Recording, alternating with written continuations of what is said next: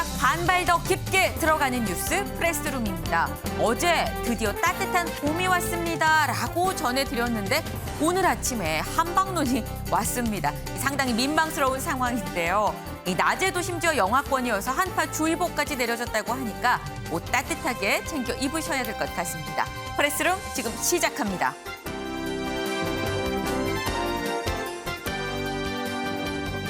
오늘부터 20대 대선 공식 선거운동이 시작됩니다. 이재명, 윤석열 두 양강 후보는 오늘 경부선을 따라 움직이는데 방향은 정반대입니다. 각 후보들의 선거 유세 현장 저희가 생생하게 준비했습니다.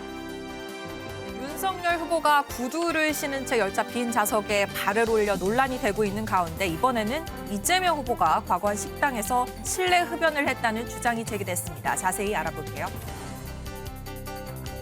안철수 국민의당 후보가 제안한 단일화 제안을 두고 국민의힘과 국민의당 양측의 기싸움이 계속되고 있습니다. 안철수 후보는 윤석열 후보가 직접 답변하라며 압박하고 나섰는데요. 단일화 뒷이야기 잠시 후 전해드리겠습니다.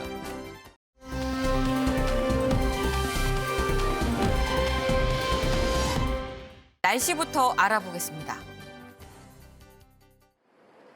네, 찬바람 속 맞이하는 정월 대보름입니다. 갑자기 찾아온 한파에 옷깃을 꽁꽁 여매게 되는데요. 추위의 기세는 매섭지만 그래도 지난주에 말썽이던 미세먼지는 말끔히 사라졌습니다. 오늘 오전 중부와 경북 일부 지역에는 다시 한파특보가 내려졌습니다. 오늘 아침 서울은 영하 6도, 철원이 영하 7도로 출발하면서 매우 추웠습니다. 내일은 이보다 더 춥겠습니다. 내일 서울의 아침 기온 영하 11도, 찬바람 속 체감온도는 영하 17도까지 떨어지겠고요. 대관령의 체감온도는 무려 26도 보이면서 내일은 무시무시한 강추위 속 출근길이 되겠습니다. 눈 소식도 들어 있습니다. 서해상에서 눈구름이 발달하겠는데요. 오늘 밤부터 충청과 제주를 중심으로 최고 5cm, 호남 내륙에 최고 7cm의 눈이 예상됩니다. 내일은 전국이 평년보다 5도 정도 낮게 시작하겠습니다. 청주와 대전이 영하 7도, 부산은 영하 4도 예상됩니다. 낮에도 중부지방은 대체로 영하권에 머물겠습니다. 서울이 영하 3도, 대전이 영하 1도에 그치겠습니다. 이번 한파는 금요일 오후부터 점차 누그러들겠습니다. 오늘이 정월 대보름이라 보름달 볼 수 있을지 기대하는 분들 많으실 텐데요. 오늘은 서해안을 제외한 대부분 내륙에서는 둥근 보름달을 감상하실 수 있겠습니다. 다만 달맞이에 나서신다면 찬바람이 강하게 불기 때문에 두툼한 옷차림은 필수겠습니다. 지금까지 광화문에서 날씨 전해드렸습니다.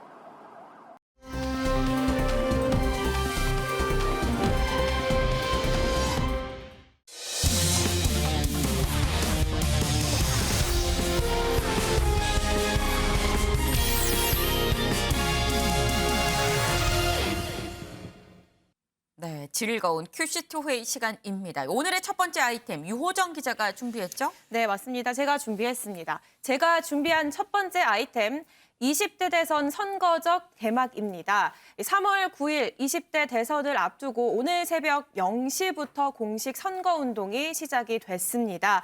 전례를 찾아보기 힘들 정도로 정말 엎치락뒤치락 대혼전 속에서 선관위에 공식 등록한 후보 총 14명인데요. 네. 이 14명의 후보가 앞으로 22일간의 대장정에 나서게 됩니다. 그 시작을 좀 자세히 짚어보려고 합니다. 사실 첫 선거 유세 현장은 후보의 전략과 어떤 철학을 담고 그렇죠. 있다 보니까 캠프에서도 굉장히 신중히 결정을 하는데요. 먼저 이재명 후보, 민주당의 이재명 후보는 부산을 선택을 했습니다. 오늘 0시 부산항을 찾아서 수출 선박 근무자들을 만나 직접 얘기를 나눴는데요. 이 현장 영상 그리고 어떤 얘기 했는지 화면으로 보겠습니다. 부산이 첫 출발지고 부산은 제가 존경하는 노무현 대통령님 그리고 문재인 대통령님의 정치적 고향이죠. 여러분이 그 두 분 대통령을 대한민국 대통령으로 만들어서 대한민국의 새로운 민주정부를 만들어냈고 정말 새로운 세상을 만들어 가고 있지 않습니까? 자부심 갖고 계시죠? 정말 새로운 기회로 만드는 능력 있는 리더가 완전히 새로운 세상 만들 수 있는 거 여러분 믿습니까? 아멘 하라는 건 아니었습니다. 뭐 어디다 뭐 새기고 이런 거 하지 마세요. 네, 부산항에서 굉장히 여유롭게 앞에 있는 지지자들과 대화를 네. 나누면서 연설을 하는 모습인데요. 저희가 일부만 준비를 했지만 전체 맥락을 보면 핵심 키워드 딱 2개였습니다.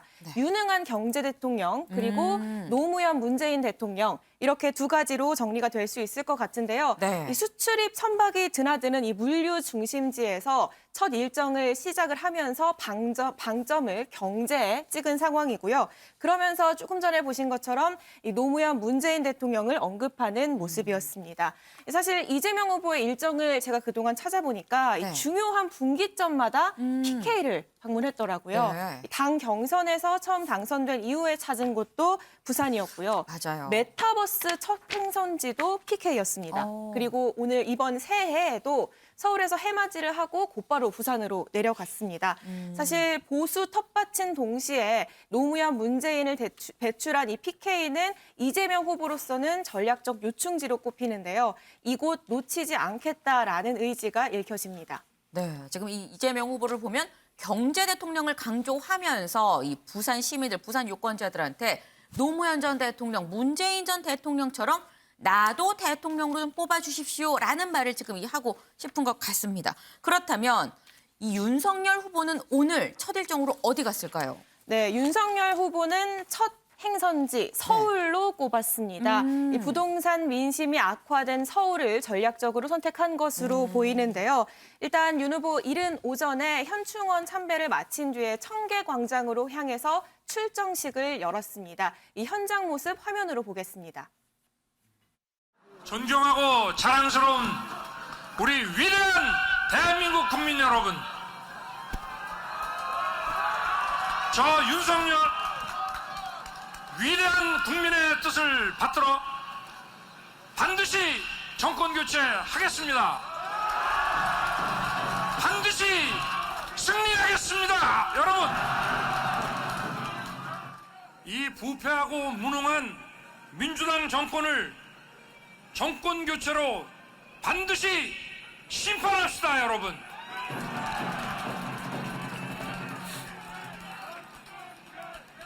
저 윤석열 무너진 민생 반드시 챙기고 세우겠습니다. 네, 마찬가지로 키워드를 좀 꼽아봤는데요. 이번엔 네. 3가지였습니다. 정권 교체, 무능한 정부, 그리고 광화문 시대였습니다. 이렇게 윤 후보가 강조하고 싶은 메시지들이 이 3가지 단어에 담겨 있었는데요. 우선 윤 후보 강하게 현 정권을 비판을 하면서 이 정권 교체에 힘을 실어달라라고 강하게 거듭 호소를 했고요. 네. 첫 장소, 사실 현충원에 이른 오전에 다녀가긴 했지만 이렇게 사실상 첫 일정은 지금 청계광장이었거든요. 네. 서울에서도 특히 광화문이 있는 이 청계광장을 택한 것에 국민의힘은 이렇게 말합니다. 정권 교체의 시발지라는 의미다라고 설명을 했고요. 또 국민이 키운 후보라는 점을 강조하기 위함이다. 라는 얘기도 있었습니다. 청와대를 해체하고 임기 전에 집무실을 광화문로 옮기겠다라는 그랬었죠. 그런 얘기도 했잖아요. 윤 후보의 집권 비전이 담긴 장소라는 설명입니다. 또 현 정부의 코로나 대응을 비판하기 위한 의도다라는 얘기도 나왔는데요. 어떤 얘기냐 하면 저 출정식 무대 뒤편에 네. 코로나19 백신 사망자 분향소가 설치되어 있었습니다. 네. 윤 후보 연설을 마친 뒤에 분향소를 향해서 직접 추모하는 모습이었습니다. 그렇군요. 지금 유호정 기자가 지금 조목조목 좀 잘 좀 설명을 해줬습니다. 이 이재명 후보, 윤석열 후보 이 두 사람 다 이 첫 일정, 공식 선거운동 첫날의 첫 일정, 다 이런 어떤 정치적 함의가 있는 곳을 지금 잡아서 갔는데요. 이 사실 이런 거 뭐 대선 때마다 이 공식 선거운동 첫날의 첫 일정은 이 언론에서도 굉장히 좀 그래서 주시해서 보는 부분이기도 합니다. 역대 대통령들은 그렇다면 선거운동 첫날 어딜 갔었는지 영상으로 같이 보고 오시죠. 공식 선거운동이 시작되는 오늘 바로 이곳 대전에서 첫 선거 유세를 시작하게 되었습니다. 대구도 없고 부산도 없고 광주도 없고 그렇게 전국이 있다 보면 국민 통합 저절로 되지 않겠습니까? 네, 자, 지금 이 영상을 보면 문재인 대통령은 첫 일정으로 대구를 갔고요. 그리고 박근혜 전 대통령은 충청도를 갔습니다. 그리고 지금 이재명 후보는 부산항을 갔고 이 윤석열 후보는 서울의 청계광장을 찾았는데 윤경호 위원님, 이 지금 부산항, 청계광장 전략적으로 잘 좀 선택한 공간이다라고 보시나요? 글쎄요. 잘했다 못했다를 제가 얘기하기는 좀 근거 기준이 없어서 네. 다만 어떤 의미를 갖는가는 우리 이호정 기자의 설명에 너무나 자세히 담겨 있어요. 제가 눈에 띄게 본 거는 이재명 후보는 12시 0시 딱 지나서 네. 캄캄한 엄밀히 말하면 밤에 시작을 네. 했잖아요. 윤석열 후보는 동이튼 이후에 아침에 시작을 했다는 게 좀 눈여겨 보여지고 서울을 골랐다는 거는 뭐 서울의 중요성, 그다음에 아까 얘기했지만 광화문 시대 그것도 있었지만 역시 부동산 민심을 건드리고 싶은 그런 게 저는 좀 보였다 이런 생각이 들고요. 이재명 후보는 굳이 부산을 택한 게 노무현 문재인 어찌됐든 과거 대통령들을 향수를 불러와서 네. 역시 그 마의 그 지금 정치하고 있는 지지율을 친문 세력을 끄집어 와서 뭔가 돌파를 해보자 이런 게 아닌가라는 생각이 드는데요. 뭐 기자가 이미 잘 설명했습니다만 상징성을 갖는다고 얘기했지 않습니까? 네. 뭐 이따가 이제 다른 대목에서 지적을 하겠지만 저는 이제부터는 선거운동이 저런 대중들과 만나고 지역을 돌아다니고 하는 유세 말고 정말 디지털 시대 그리고 코로나의 비대면 시대에 맞춰서 좀 다른 방식의 선거운동이 전개되는 그런 시대를 좀 맞았으면 좋겠다. 네. 나중에 기회 되면 자세히 한번 의견 필요하겠습니다.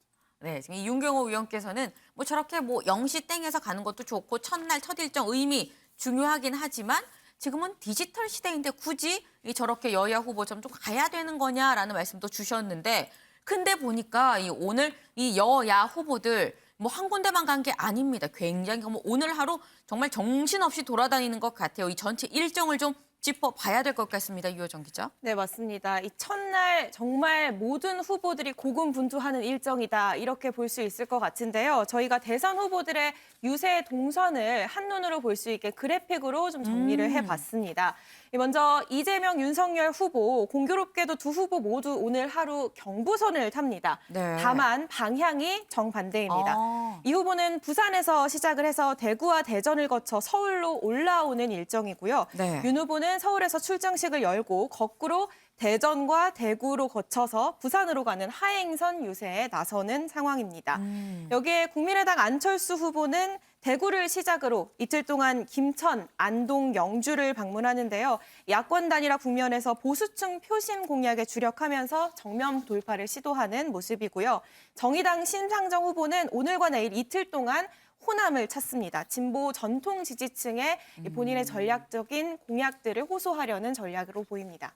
지금 저 사진을 보면 저 그래픽을 보게 되면 이재명 후보, 윤석열 후보의 동선이 똑같습니다. 지금 이 경부선을 그대로 타고 있는데 방향만 달라요. 근데 방향이 다르다고 한다면 유호정 기자, 이 중간 어디쯤에서 최소한 휴게소에서라도 만나는 거 아니에요? 네, 지금 두 후보가 직접적인 만남은 없을 것으로 추정이 됩니다. 사실 후보들이 1분 1초가 아까운 사람들이기 때문에 그쵸. 어디를 방문할지 굉장히 전략적으로 선택을 하는데요. 지지자들이 겹치는 양상은 그간 선거에서도 한 번도 보지 못했습니다. 다만 같은 곳을 두 후보가 방문하기 때문에 이 지역 민심 어떨지 두 후보가 좀 실감을 할 수 있을 것으로 보이고요. 지금 이재명 후보는 대전 근처, 윤석열 후보는 대구 근처에 있을 것으로 이제 보이는데 두 후보의 유세 현장 굉장히 뜨겁다고 전해지고 있습니다. 그렇군요. 그 뜨거운 현장 저희가 뭐 지금 이 벌어지고 있는 상황이라서 바로 전달해 드릴 수는 없습니다만 저희가 내일 좀 더 꼼꼼하게 또 보여드릴 수 있도록 하겠습니다. 그런데 이 안철수 후보, 심상정 후보는 상대적으로 좀 동선이 짧긴 합니다. 네, 앞서 잠시 말씀을 드린 것처럼 안철수 후보는 경북을, 심상정 후보는 호남을 선택을 했습니다. 이 보수와 전통 지지층을 각각 표를 호소하겠다라는 전략으로 보이는데요. 네. 먼저 안철수 후보 오전에 이 대구 번화가에서 출근길 인사를 하긴 했지만 사실상 첫 일정은 박정희 전 대통령 생가를 방문하는 일정이었습니다. 이 점도 좀 눈에 띄는 점인데요. 네. 첫 일정과 그리고 생가 방문 모습을 직접 화면으로 보겠습니다. 청년 문제 해결하기 위해 정치 시작했습니다. 청년 일자리 만들고 미래 먹거리 만들겠습니다. 박정희 대통령께서 경제개발 5개년 계획으로 과학기술을 발전시켜 제1강의 기적을 만들어냈습니다. 저 안철수 그 뒤를 이어 제2의 과학기술 입국을 통해 제2의 한강의 기적 반드시 만들겠습니다.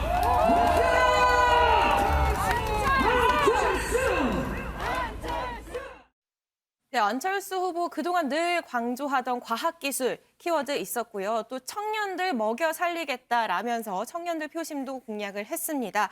그리고 이후에 박정희 전 대통령 생가를 방문을 했는데요. 네. 대구에서 박정희 전 대통령이 한강의 기적을 만들었듯 자신은 그 뒤를 이어서 과학기술을 통해 제2의 한강의 기적을 만들겠다라고 강조를 했고요. 이어서 대구 경북 구미 이후에 지금은 경북 김천에서 유세를 이어가고 있는 상황입니다. 또 첫 유세지로 호남을 선택한 심상정 정의당 후보도 봐야겠죠. 네. 오늘 이른 오전에 용산역에서 호남행 첫 열차에 올랐거든요. 이때 심 후보가 어떤 얘기했는지 듣고 오겠습니다. 네, 고생 많으셨습니다. 네, 여기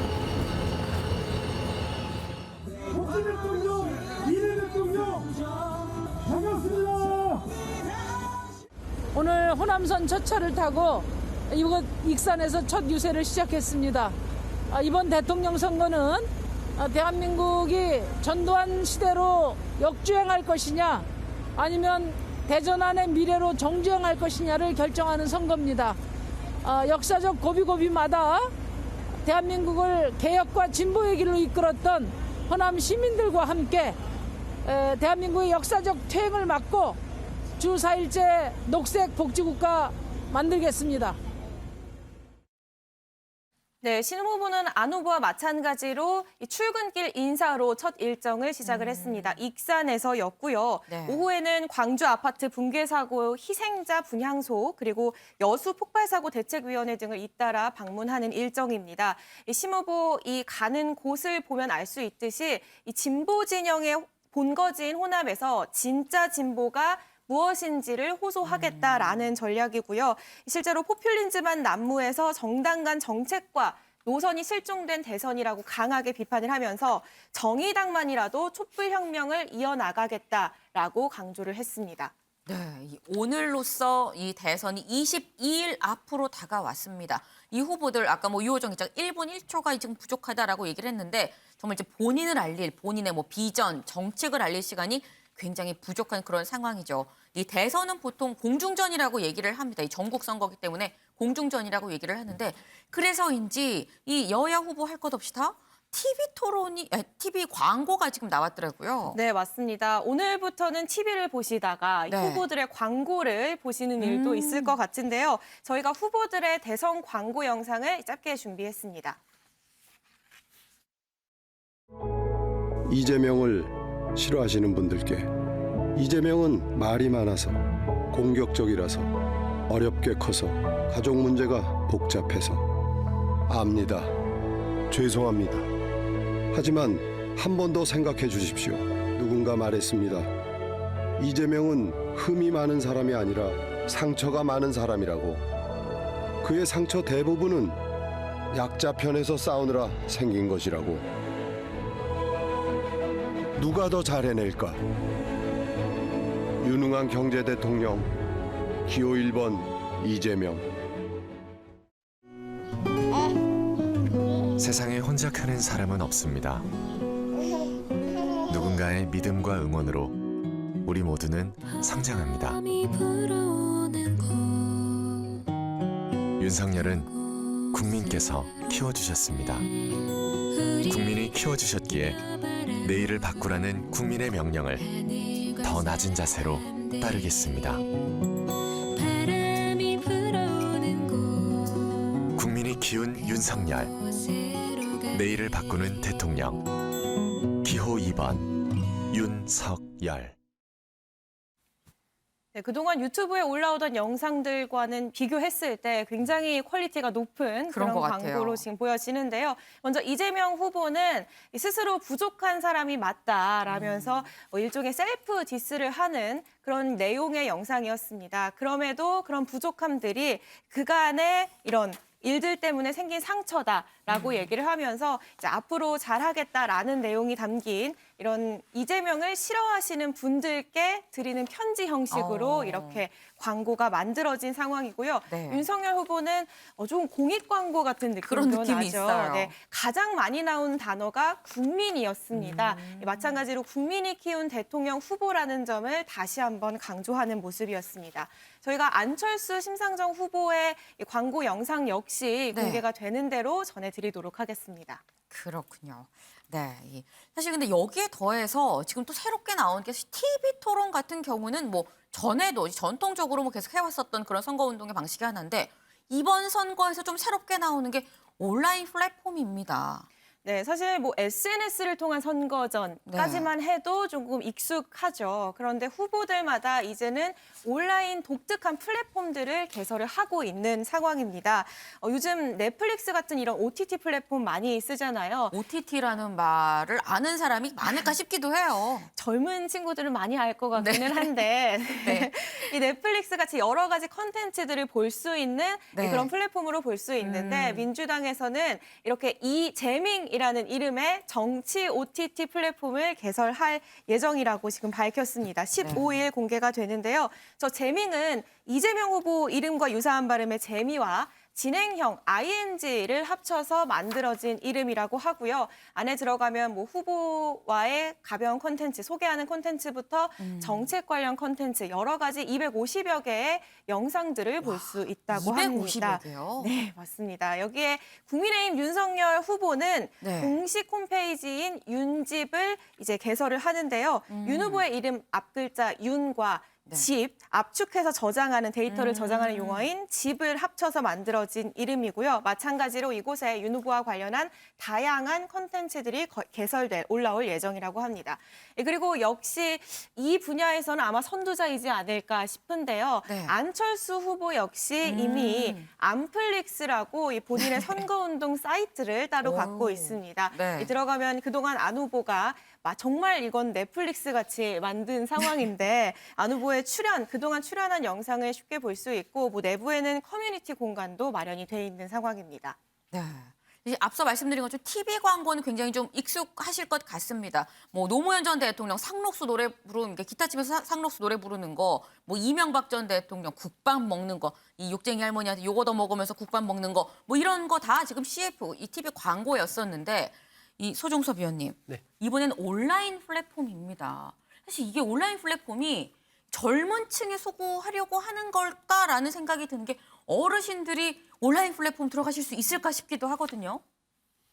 과거에는 이제 TV 광고가 굉장히 많은 국민들의 어떤 심금을 울렸죠. 아까 그렇죠. 말씀하신 대로 2002년 노무현의 눈물 광고라든지 2007년 이명박 대통령의 이른바 국밥 그 광고 이런 건 굉장히 큰 화제를 불렀고 그에 따라서 또 상당히 긍정적인 반응을 불러일으켰습니다. 그런데 최근 들어서는 굉장히 선거운동 양상도 시대 변화, 기술 발전에 따라서 달라지는 그런 흐름을 보이고 있습니다. 뭐 AI 후보가 등장을 한다라든지 지금 말씀하신 대로 이 온라인 동영상 공유 서비스 OTT를 활용한 이러한 선거전이 굉장히 치열하게 펼쳐지고 있는데 이런 부분들은 이제 이번 대선에서의 세대 타깃으로 봤을 때 그러니까 2030 세대가 정치적으로 봤을 때는 일종의 무주공산적인 성격이 있다. 그러니까 400 세대는 이재명 후보에 대한 지지율이 상대적으로 높고 6070 세대는 이제 윤석열 후보에 대한 지지율이 상대적으로 높은 반면에 2030 부분은 뭐 여러 가지 이제 혼전 양상을 좀 보이고 있는 그리고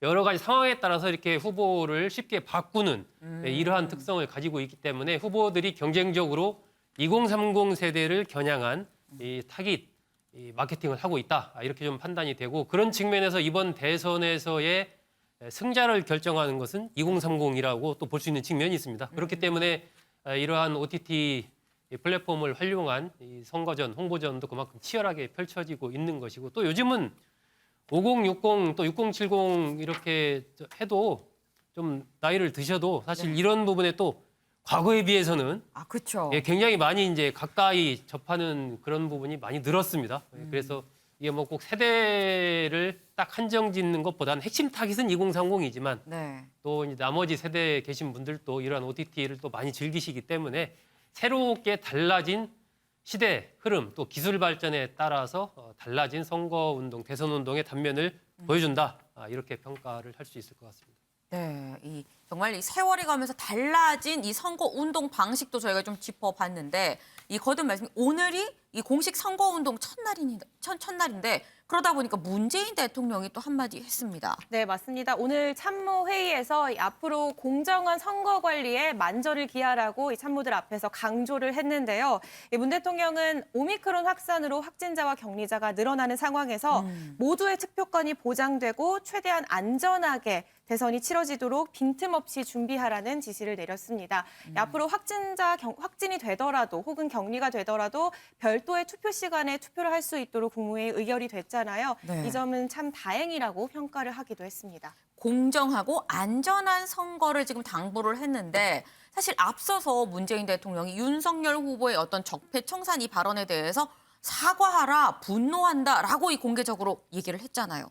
여기에 대해서는 추가 발언 없었을까요? 네, 맞습니다. 이 질문이 나왔는데요. 네. 청와대 핵심 관계자는 지켜보고 있다라고만 얘기를 했습니다. 사실 당시만 하더라도 윤석열 후보가 사과하지 않을 경우에 청와대에서 추가 입장이 나올 수도 있을 것 같은 그런 분위기가 감지가 됐는데요. 네. 방금 문 대통령이 오늘 참모회의에서 공정이라는 단어를 강조를 했잖아요. 네. 아무래도 대선을 앞두고 청와대와 야당의 유력 대선 후보와 충돌하는 양상이 선거 중립을 위반하는 것으로 비춰질 수 있다는 점을 우려한 것으로 보이고요. 또 윤 후보가 검찰 관련해서 계속해서 공약을 내놓고 있는데 지금 현 정부의 검찰 개혁을 후퇴시킬 수 있는 방안이기 때문에 이것과 관련한 질의도 있었는데요.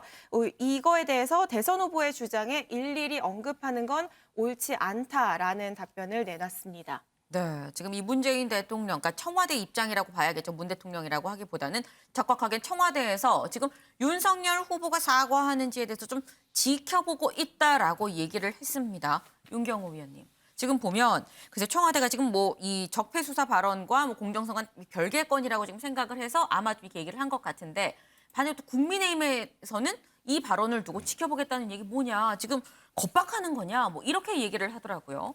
선거운동이 시작됐으니까 지금 청와대에서 하는 한마디 한마디가 선거 개입이라는 시비를 낳을 수 있죠. 그러니까 지켜보겠다라고 얘기하는 거는 뭐 받아들이는 쪽에서는 그렇게 공격을 할 수 있어 보여요. 근데 왜 청와대가 이렇게까지 얘기를 할까? 그만큼 윤석열 후보가 지난번 적폐 수사라는 얘기를 할 때 문재인 대통령을 정면으로 겨냥을 했던 것 아니겠습니까? 당시에 엄청난 파장이 일었고. 근데 그 파장이 사실 그렇게 길게 가지 못하는 거 아닌가. 다른 사안과 비슷한 정도의 비중만으로 다뤄지는 거 아닌가. 뭐 이런 초조함이랄까 뭐 이런 게 여권에서는 있는 것 같고요. 청와대 입장에서는 문재인 대통령을 정면으로 겨냥한 거라면 그에 상응하는 조치를 취해야 되는데 처음에 제가 말씀드렸듯이 자칫 잘못하면 선거 개입이라는 시비에 휘말리는 거니까 이렇게 아주 절제된 얘기를 할 수밖에 없지 않을까 싶어요. 이제 앞으로 지난번 윤석열 후보의 그 언론 인터뷰를 통해서 했던 적폐 수사 얘기가 반영된 여론조사가 아마 오늘 내일 사이에 이번 주 금요일 이내에 나오지 않겠습니까? 네. 이제 그게 상당히 여야 그리고 청와대의 대응에 어떤 바로미터가 되지 않을까 저는 그렇게 보입니다. 네, 지금 이 윤경호 위원님의 말씀처럼 아직 이 적폐 수사 발언과 관련한 논란이 끝나지 않았습니다. 계속 지금 진행 중이라는 점, 이 부분도 저희가 좀 꼼꼼하게 좀 챙겨볼 수 있도록 하겠습니다.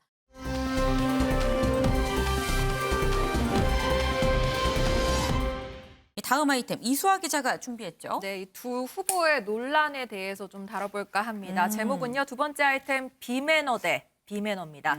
이 윤석열 후보가 얼마 전에 이 열차 빈 좌석에 구두를 신고 발을 올려놓았다 이런 지적이 나오면서 곤란을 겪고 있죠. 네. 그런데 이번에는 국민의힘이 반공에 나섰습니다. 이 과거 이 후보의 사진 한 장을 꺼내 들었는데요. 2014년 4월쯤에 이 후보가 성남시장일 당시 출판 기념회를 열고 며칠 뒤 이어진 뒤풀이 자리다라고 알려졌습니다. 이 사진을 보시면요. 오른쪽 사진입니다. 네. 식당 안으로 보이는 실내에서 이재명 후보가 담배를 물고 있는 모습이 보입니다. 이 김웅 국민의힘 의원이 이 사진을 자신의 SNS에 올렸는데요. 사진과 함께 당시 뒤풀이 참석자로 보이는 추정되는 사람의 글도 함께 올렸습니다. 보시면 이 후보가 당시 실내에서 담배를 피우면 안 되는 거 아니냐라는 주변 사람들의 만류에도 내가 세금 거두는 걸 집행하는 사람인데 누가 뭐라고 하냐.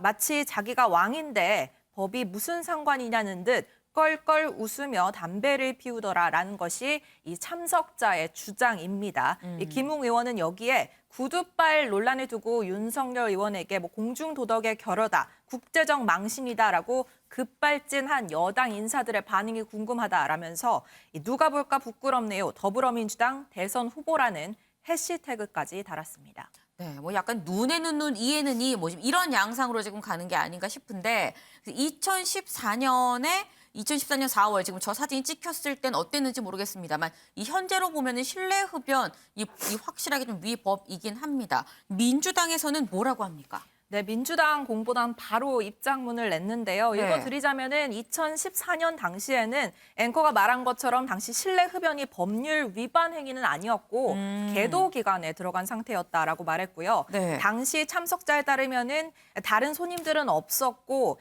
이재명 후보의 해당 발언, 그러니까 뭐 자신이 세금을 집행하는 사람이냐 무슨 상관이냐라는 발언도 없었다라고 확실히 했습니다. 네. 그리고 일행과 맞담배를 피울 정도로 후보와 격이 없던 사이다라는 부분도 강조하는 모습이었습니다. 그러면서 국민의힘이 8년 전 인을 꺼내들면서 물타기를 하고 있다. 이 부분에 대해서 엄중히 대응하겠다는 방침을 밝혔습니다. 그렇군요. 지금 보면 2014년 당시에는 실내 흡연이 위법이 아니었다. 그때는 계도 기간이었다라고 얘기를 했는데 민주당의 이 얘기 맞는지 직접 확인해 봐야 될 것 네, 같은데요. 좀 조사를 해봤는데요. 이 후보의 이 행동이 진짜 위법 행위인지 보려면 일단 식당의 규모 그리고 이 사진이 찍힌 시기 등을 좀 고려해야 될 것 같습니다. 네. 이유는요. 이 복지부에서 제공하는 금연구역 지정 및 확대 내용을 보면 업장 규모에 따라서 이 실내 금연이 순차적으로 좀 시행이 됐습니다. 2013년 말까지는 이 150제곱미터 이상 영업소에서만 금연이 시행됐고요. 네. 14년 1월부터 12월 31일 그해 말까지 100제곱미터 이상 영업소에서 금연이 시행되고 그리고 2015년 1월부터 영업장 규모와 상관없이 금연이 전면 시행됐습니다. 그러니까 찬찬히 좀 경우의 수를 살펴보자면요. 만약에 네. 이 후보가 흡연했다는 이 식당의 규모가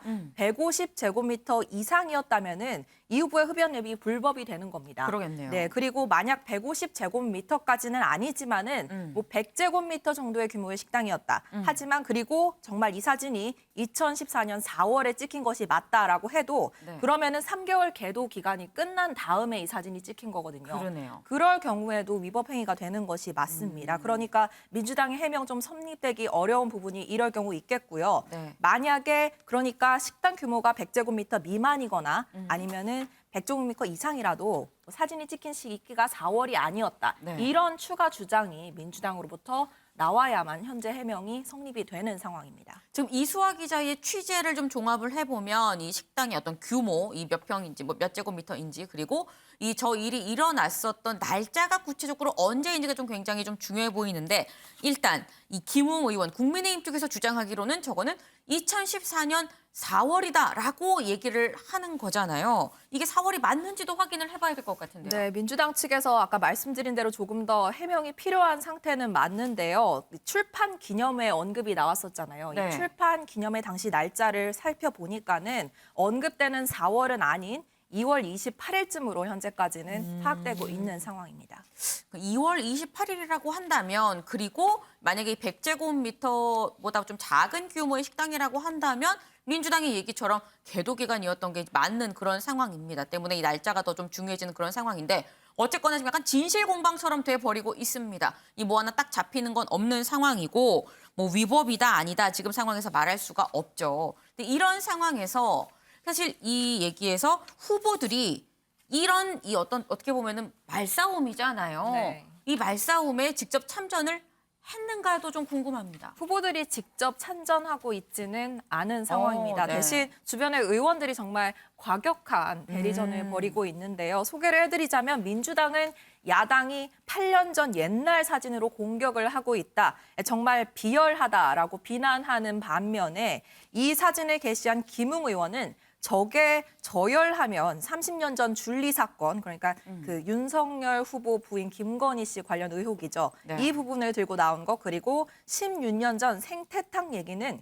극저열이라는 거냐, 생각 좀 하고 말하라며 쏘아붙였습니다. 네, 계속 치고 받고 지금 계속 진행되고 있는 그런 상황인데 근데 보니까 뭐 주변 의원들의 대리전 말고 또 이게 아래로 더 내려가서 지지자들도 약간 이런 양상을 띠고 있습니다. 네, 지지자들도 상대 후보를 낼 만한 좀 과거들을 찾고 있는 그런 상황인데요. 네. 이 양 캠프 측이 어제에 이어 이틀째 뭐 서로 역공에 뛰어들면서 비매너 대전이 이어지고 있는 상황입니다. 서로 상대 후보가 구두에 수를 따라주는 이른바 구두줄을 두고 좀 공방을 펼치고 있는데요. 이 후보 지지자는 황운하 그리고 안민석 민주당 의원의 말을 인용하면서 이 윤 후보가 검사 시절 아버지뻘 기업 회장에게 구두 속에 양주를 부어서 마시게 했다라는 얘기가 회자되는 부분을 말하면서 공세를 벌이고 있는 상황입니다. 여기에 윤 후보 지지자 측은요. 이재명 후보도 중앙대 법대 재학 시절에 구두에 소주를 한 병 따라주며 후배에게 원샷을 요구했다라고 말한 이 후보의 법대 후배 안진걸 민생경제연구소장의 인터뷰 기사를 찾아내서 막공세 중입니다. 네, 참 이 양 후보에 대한 이른바 깎아내리기 공격이 지금 이 도를 넘어서고 있는 게 아닌가 하는 생각이 드는데 소종섭 위원님, 네. 지금 보면 저는 외신에서 이렇게 보도를 했다라고 해요. 이번 우리나라 대선이 한국 민주화 역사상 가장 역겨운 선거다라는 이런 얘기를 했다는 걸 보고 좀 깜짝 놀랐는데 역대 가장 비호감 선거라는 비판 이러니까 듣는 거 아니겠습니까? 그렇습니다. 이번 대선을 두고 이른바 최악의 네거티브 선거전이 펼쳐지고 있다. 이런 네. 비판적인 평가가 많습니다. 아까 쭉 이제 이야기한 그런 내용들, 여야 간에 벌어지는 공방의 수준이 굉장히 이제 수준 낮은 것을 가지고 이제 공방을 펼치는, 이러다 보니까 더더욱 그런 평가가 좀 나오고 있는 것 아닌가 하는 그런 생각이 들고요. 이번에는 뭐 후보들, 서로 후보, 특히 이른바 양강 후보라고 하는 이재명, 윤석열 두 후보에 대한 여러 가지 의혹들이 제기가 됐고, 그 의혹 중에서는 굉장히 이제 검증이 필요한 의혹도 있지만 또 어떤 의혹들은 아니면 말고식으로 이렇게 상대를 향해서 공격을 취하기 위해서 던진 그런 의혹들도 있거든요. 그런데 그런 후보의 의혹, 거기에 넘어서 또 배우자들까지도 여러 가지 의혹들이 제기된, 정말 그동안의 다른 대선 때는 볼 수 없었던 이전 투구 진흙탕 관련된 의혹이 쏟아지고 있는 이런 상황이 되다 보니까 인물이나 정책에 대한 어떤 검증 이런 것들은 상대적으로 굉장히 소홀하게 다뤄지고 있고 그런 부분이 중심이 되지 못합니다. 자연스럽게 이제 어떤 정책 비전이라든지 우리 국가의 큰 어젠다 이런 것과 관련된 대선 후보들 간의 심도 있는 어떤 토론이라든지 이런 부분들도 동시에 좀 이루어지고 있지 못하다. 그래서 우리 대한민국의 미래의 굵직한 어떤 과제들 이런 것들을 놓고 대선 후보들이 사실은 그런 부분들과 관련된 자신의 견해를 가지고 치열한 토론을 하는 모습을 사실 많은 국민들은 바라고 있는데 그런 부분들이 안 되고 있는 것에 대해서 굉장히 안타까움을 좀 갖고 있습니다. 하지만 또 이렇다고 해서 대선에서의 투표를 안 해서는 또 안 됩니다. 그럼요. 예, 이런 비판적인 부분이 있지만 그럼에도 후보들 중에서 우리 유권자들이 좀 선택을 해서 반드시 좀 투표권을 행사를 해야 그 어떤 그나마 좀 더 나은 선택을 할 수 있을 것으로 보이고 당선된 후보는 누가 되든지 간에 이러한 이 양극화된 그리고 격한 어떤 갈등 속에서 치러진 대선에서 좀 통합의 행보를 걷기를 바랍니다.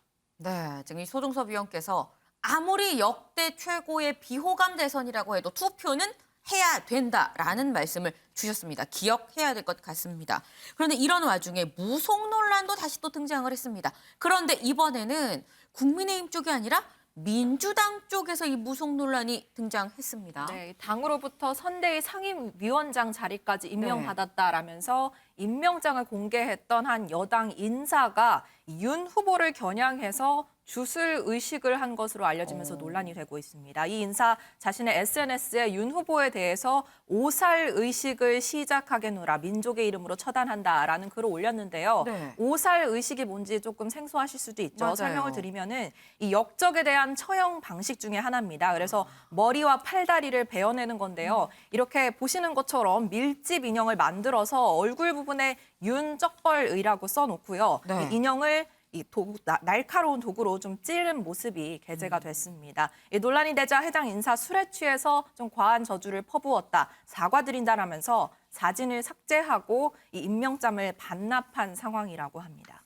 그렇군요. 사실 그동안 민주당이 이 윤석열 후보의 배우자인 김건희 씨 관련해서 계속 좀 어떤 무속 프레임을 갖고 계속 무속적인 부분을 좀 공격을 해왔었는데 이런 공격을 받았던 국민의힘이 가만히 있었을까요? 네, 국민의힘 측에서는 사실상 기회라고 볼 수도 있죠. 이 후보에게 사과를 요구했습니다. 이 캠프 상임위원장이란 사람이 주술과 저주 의식을 행하고 이를 SNS에 올리는 상황을 국민이 어떻게 봐야 하냐라는 건데요. 이준석 대표는 특히 이제 선거에서 주술에 의존하는 선대위가 어딘지 명확하다라면서 비꼬기도 했습니다. 이 민주당은 해당 인사의 행동은 이재명이나 민주당과는 전혀 무관하다. 그만두겠다는 의사를 밝혀서 해당 인사가 해촉했다라면서 선을 긋는 모습이었습니다. 네, 지금 이 공수가 바뀐 그런 상황입니다. 그런데 이 무속 논란 사실 앞서 말씀드린 것처럼 김건희 씨가 먼저 좀 발발했었는데 이 김건희 씨 무속 논란을 돌파하기 위한 행보인 건지는 뭐 알 수 없습니다만 어쨌거나 이 목사랑 비공개로 만나는 모습이 포착이 됐습니다. 네, 사실 김건희 씨 지난해 말에 이 공식 기자회견에서 사과를 한 이후로 좀처럼 모습을 볼 수가 없었는데요. 맞아요. 정말 오랜만에 카메라에 포착됐습니다. 다름 아닌 서울 극동 방송국 앞에였는데요. 이 수행비서 한 명으로 보이는 사람과 함께 직접 차를 운전해서 이 방송국을 방문하는 모습이었습니다. 여기 방송국에서 김 씨는 이사장인 김장환 목사와 3시간 동안 비공개 만남을 가진 것으로 확인됐고요. 네. 이건 윤 후보의 제안이었다고 합니다. 그렇군요.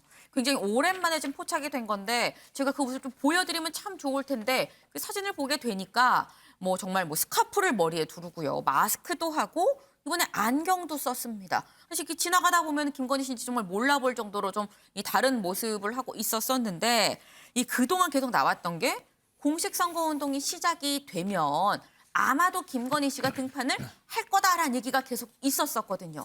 김건희 씨 입을 열었을까요? 네, 아마 처음으로 이 선거운동에 참여하겠다는 의사를 이번에 밝혔습니다. 네. 이 윤 후보의 유세 행보에 대해서 아무것도 결정된 건 없다. 네. 남편과 상의해 보겠다라고 말은 했지만 천천히 문화, 예술, 종교 분야에서 공개 행보를 시작하라는 조언이 많아서 이 선거 지원 여부를 검토하고 있다라는 답을 내놨습니다. 네, 김건희 씨가 이 등판을 좀 검토하고 있다는 얘기는 정말 처음인 것 같습니다.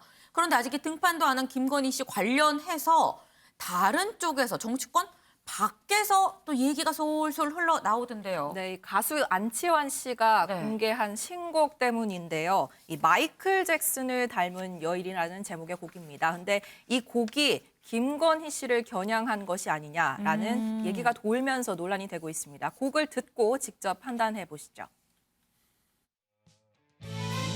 그러는 거니 뭘 참아는 거니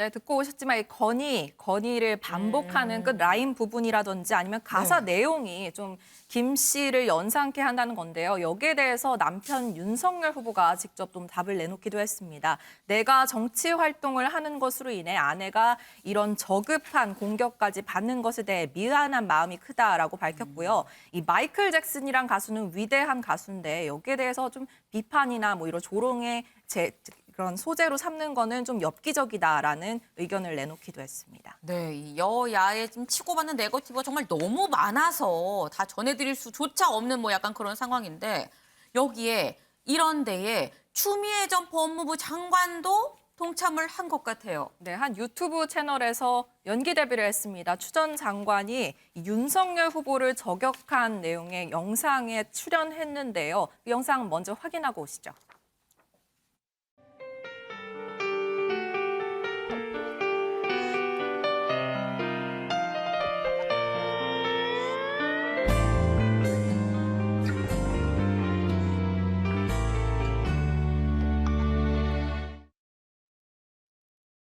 아니 왜 압수수색이 안 된다는 거예요?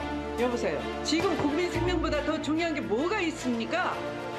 여보세요. 여보세요. 여보세요. 아니.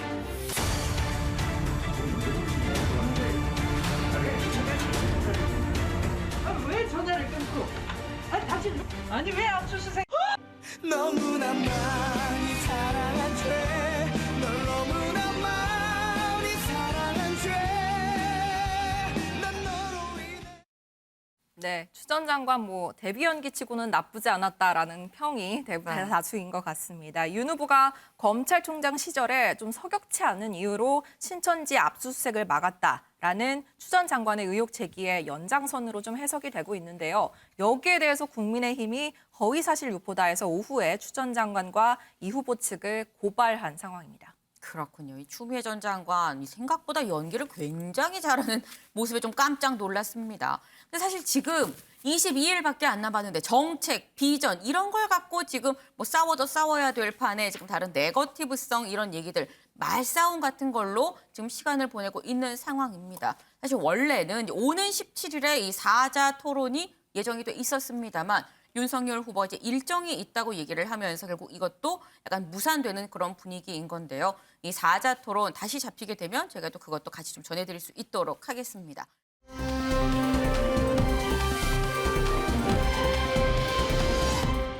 이 다음 아이템 김현 기자가 준비했네요. 네, 제가 준비한 아이템 단일화 물밑 논의 중 윤석열 빨리 응답하라입니다. 어제 방송에서도 저희가 안철수, 윤석열 이 단일화에 대해서 이 소강 상태에 접어들었다 이렇게 말씀을 드렸는데요. 네. 오늘도 이와 관련된 내용 조금 짚어보도록 하겠습니다. 일단 이 단일화 논의 과정에서 예전에 화제가 됐던 윤핵관, 윤석열 핵심 관계자가 다시 한번 등장을 했습니다. 김경진 이제 국민의힘 공보단장의 이제 이야기인데요. 지금 윤핵관과 안핵관, 그러니까 윤철수 핵심 관계자와 윤석열 핵심 관계자와 안철수 핵심 관계자들끼리 지금 아마 물밑 논의를 하고 있을 것이다. 지금 김경진 공보단장이 이렇게 주장을 해서 눈길을 끌고 있습니다. 저희 소강 상태에 접어들었다는 일단 세간의 분석과는 좀 달리 지금 물밑 접촉이 한창 이제 이루어지고 있는 것으로 보인다 이렇게 이야기를 한 건데요. 네. 국민의힘 일단 특보당장의 이야기 먼저 들어보고 이야기 이어나가겠습니다. 결국은 될 것 같아요. 단일화. 예. 그래요? 예. 그러니까 이제 방법론에 있어서는 일단은 거기서는 전선이 부딪히지만 단일화를 해야 된다라고 하는 목표는 똑같잖아요. 아마 이미 물밑 대화를 일정 정도 했을 수도 있다고 저는 보고 있어요.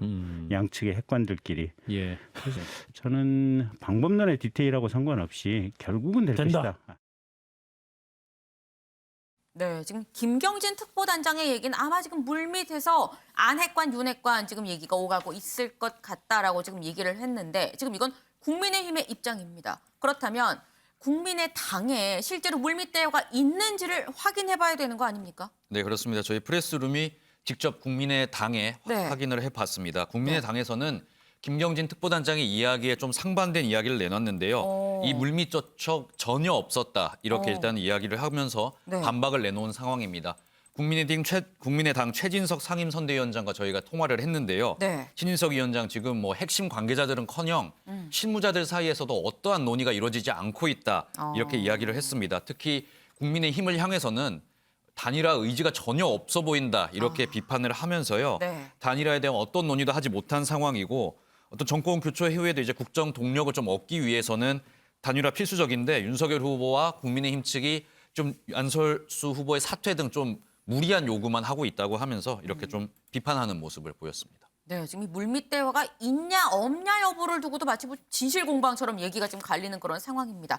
어쨌거나 확실한 건 물밑은 몰라도 수면 위로 올라오는 대화, 논의는 전혀 없다는 그런 사실인 건데 그러다 보니까 이 두 사람의 약간 단일화를 원하는 시민들은 또 그런 유권자들은 좀 답답한 것 같아요. 안철수 후보가 이렇게 거리 요새 나가면은 윤석열 후보랑 단일화 하시죠 이런다면서요. 네, 그렇습니다. 어제 안철수 후보가 보수 심장 대구를 찾았는데 네. 여기서 시민과 이제 나눈 대화가 지금 조금 화제가 되고 있습니다. 안철수 후보 시민과 이제 일정 중에 시민 한 분이 안철수 후보에게 이제 철수 안 할 거냐 이번에도 네. 뭐 이렇게 질문을 했습니다. 그러니까 안철수 후보가 안철수 아니냐 내 이름 철수 안 한다 이렇게 이야기를 해서 조금 뭐 웃음이 터지기도 했었는데요. 네. 이 시민이 뭐 여기서 지지 않고 한 번 더 좀 정권 교체하려면 철수해야 될 것 같다 이렇게 질문을 했는데 안철수 후보 여기에 대해서는 어떻게 답했는지 직접 들어보시겠습니다. 열심히 하겠습니다. 그래도 뭐 철수하실 거예요? 아니요. 안 철수하니까. 맨날 철수했는데. 아니요. 저는 안 철수합니다. 안 철수니까 철수 안 하시는 걸로. 정권 의향을 위해서. 네. 네네. 안 철수인데요. 이름 때문에 철수 못 하시겠네요, 이제. 철수하시는 게 좋아요. 그러니까. 알겠습니다. 정권을 한번 바꿔야죠. 네, 바꿔야죠. 네. 제가 바꿔야죠. 아니. 네, 지금 보면 이 시민이 철수하시죠. 철수하세요. 그래서 약간 국민의힘 당직자인가? 라는 생각이 들 정도로 계속 철수를 권하는데 제가 안 철수입니다. 철수 안 합니다. 제가 바꿉니다라고 딱 맞서는 그런 모습입니다. 그런데 저런 민심을 좀 의식을 한 건지 안철수 후보 오늘 이 윤석열 후보한테 좀 빨리 좀 결심을 밝혀라. 가타부타 뭐 이렇게 좀 나왔어요. 네, 그렇습니다. 오늘 사실 이 뉴스의 핵심은요. 안철수 후보 본인이 이 윤석열 후보를 향해서 직접 결단하고 이제 빨리 답을 좀 달라 이렇게 이야기를 했습니다. 단일화 제안한 이후에 어떠한 지금 대답도 못 받고 지금 기다리고만 있는 상황이다 이렇게 이야기를 했는데요. 윤석열 후보를 향해서 이렇게 좀 압박에 나선 안철수 후보의 목소리 직접 들어보시겠습니다. 저는 제가 제안한 이후에 지금도 답을 기다리고 있습니다. 그리고 그것은 후보께서 말씀하셔야죠. 대통령 후보가 제안을 한 것이니까 그쪽에서도 대통령 후보께서 하겠다 하지 않겠다 말씀해 주셔야 합니다.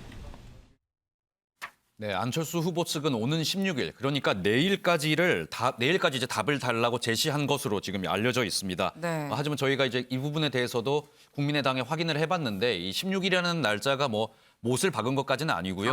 16일 뭐 이렇게 못 박은 것은 없지만 그래도 선거 운동 기간이 지금 얼마 남지 않았으니까 국민의당에서는 한시라도 빨리 국민의힘에 답을 좀 달라 이렇게 비판하는 모습을 보였습니다. 그렇고 지금 안철수 후보 쪽에서는 빨리빨리 좀 답을 내놔라라고 얘기를 하고 있는데 윤경호 위원님 지금 보면 윤석열 후보는 뭐 이렇게 딱 부러지게 기다 아니다라고 얘기를 하진 않고 있어요. 뭐 검토해보겠다, 뭐 고민을 해보겠다, 뭐 이런 류의 얘기인 건데 윤석열 후보의 속마음은 뭘까요?